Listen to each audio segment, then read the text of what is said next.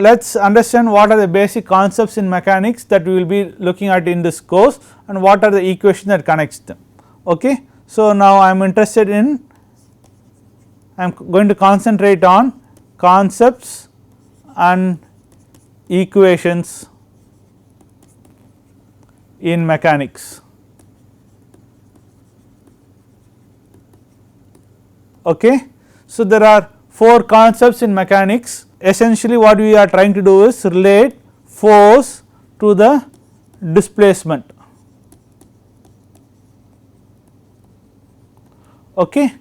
Now, we are not going to relate them directly, but we are going to relate them through 2 other quantities called as stress and strain. Let us first understand why do you need these 2 concepts and why can't you relate force and displacement directly. Okay. The reason is the following. Say I have a bar to which I am applying a load P. Okay. Let us assume this bar is, this is the bar, let us assume the bar is made of steel and or rubber. Okay. For the same force P, that let us assume that this bar deforms into another bar of this shape. Okay. So, it has elongated by amount delta.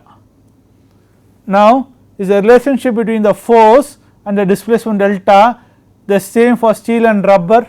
No, right. Steel will deform much less compared to rubber bar. Okay. So, we find that there is dependence on the material. So, this shows there is a material dependence on the relationship between force and the displacement. Okay. So, there is a material dependence on the relationship between force and the displacement. Next, let us say I have 2 bars, one bar is thicker than the other one, and I have another bar which is longer than this bar 1. Let us say this is bar 1, this is bar 2 and this is bar 3. Now, which one will show a longer elongation, or which of these, let us say this is delta 1, I apply a force and this expands by delta 2 and this expands by delta 3. I have applied a force P on each of these bars and the corresponding elongation undergone is delta 1, delta 2 and delta 3, and I am assuming the length of bar 3 is greater than length of bar 1, area of bar 3 is equal to area of bar 1, then I know that delta 3 will be greater than delta 1. Longer bar will elongate more. In case of bar 2, let us assume length of bar 2 is same as length of bar 1, but area of bar 2 is greater than area of bar 1. This would imply delta 2 would be less than delta 1. In other words, the geometry of the body has a role to play in determining what this function is. So, there is material dependence and then there is a geometric dependence.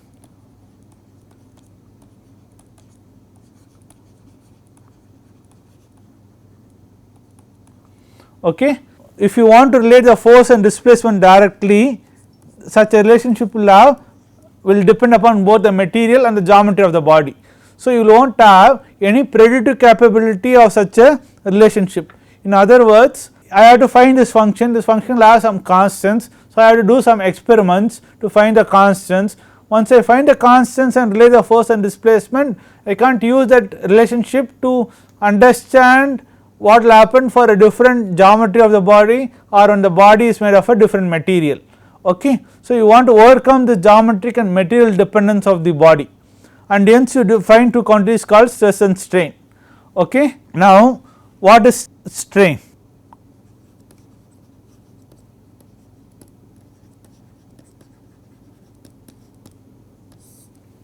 Okay.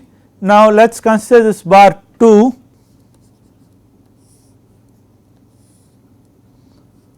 Just because it has a Stotter geometry, it is easy for me to explain some things here. Now what happens when I apply a force P, this bar is going to shorten a bit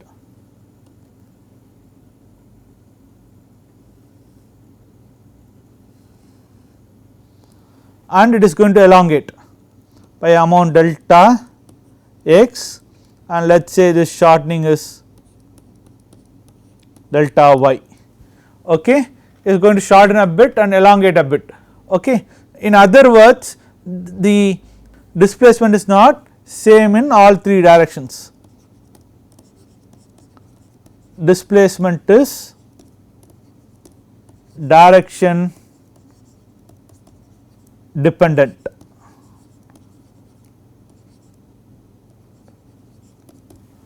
Okay. It shortens in the y direction, elongates in the x. So at some inclination point, at some inclination like this at theta, what happens to this length? It will elongate or shorten depending upon what its orientation is. What strain does is, it gives you the displacement or the change in length. Strain gives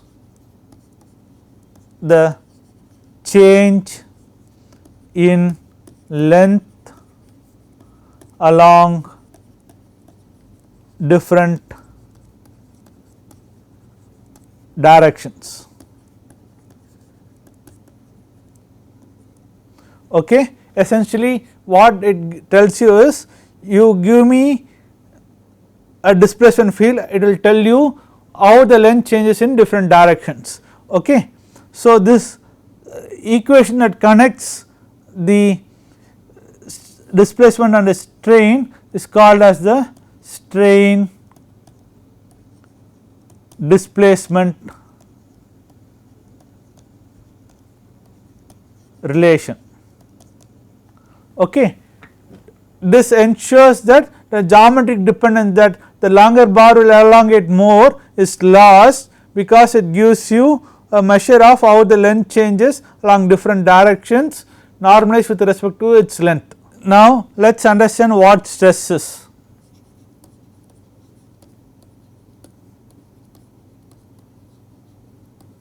Typically stress in a previous courses or in your high school, you would have understood it as force per unit area. Okay. Stress would have been defined as force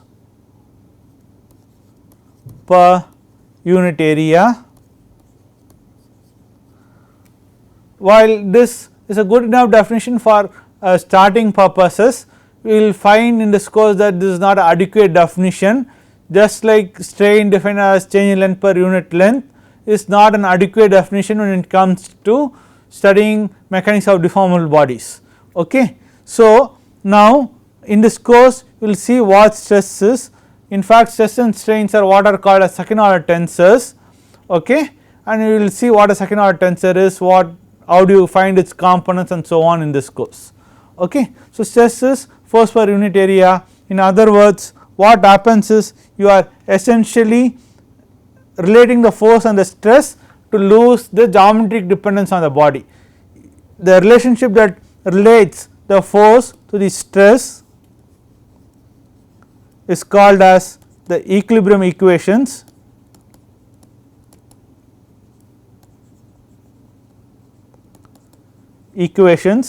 And just like strain displacement relationship lost the geometric dependence on length per se, the equilibrium equations will lose the geometric dependence on the area of the body.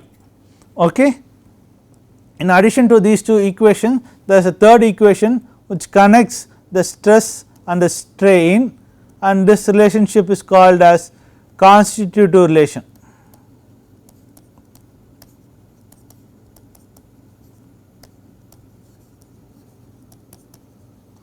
Okay. What this relationship does is, it relates the stress and the strain. You would have seen an equation of the form E epsilon, where E is the Young's modulus. This is an example of a constitutive relation. The force equilibrium and moment equilibrium equations are examples of equilibrium equations, are in fact the equilibrium equations. Okay. So, similarly strain displacement relationship could be change in length delta L by L is a potential strain displacement relationship which we will generalize later. Okay. Now, there is a reason for me having this arrow, there is a reason for me in having this arrow point like this alone instead of pointing it both ways like I did here. In case of these two relationships, it can relate the stress or the strain stress in either way.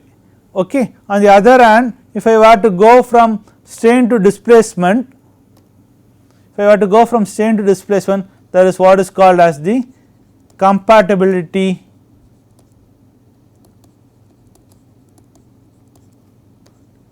condition that I have to use.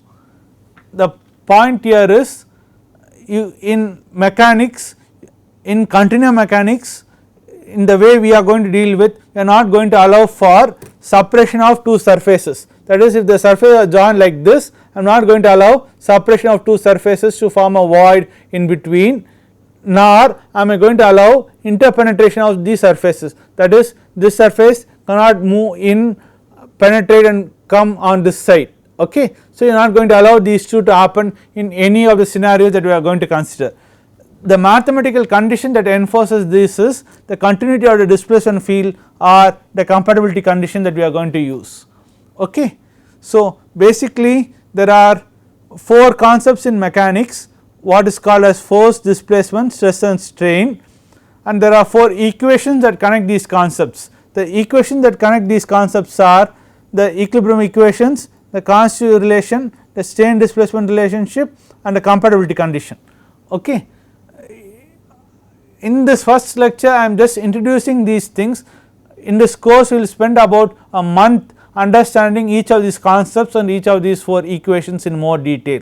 Okay. So, essentially you have to understand that mechanics means is not much complicated, it has only 4 concepts and 4 equations which you have to use judiciously to solve boundary problems. Okay.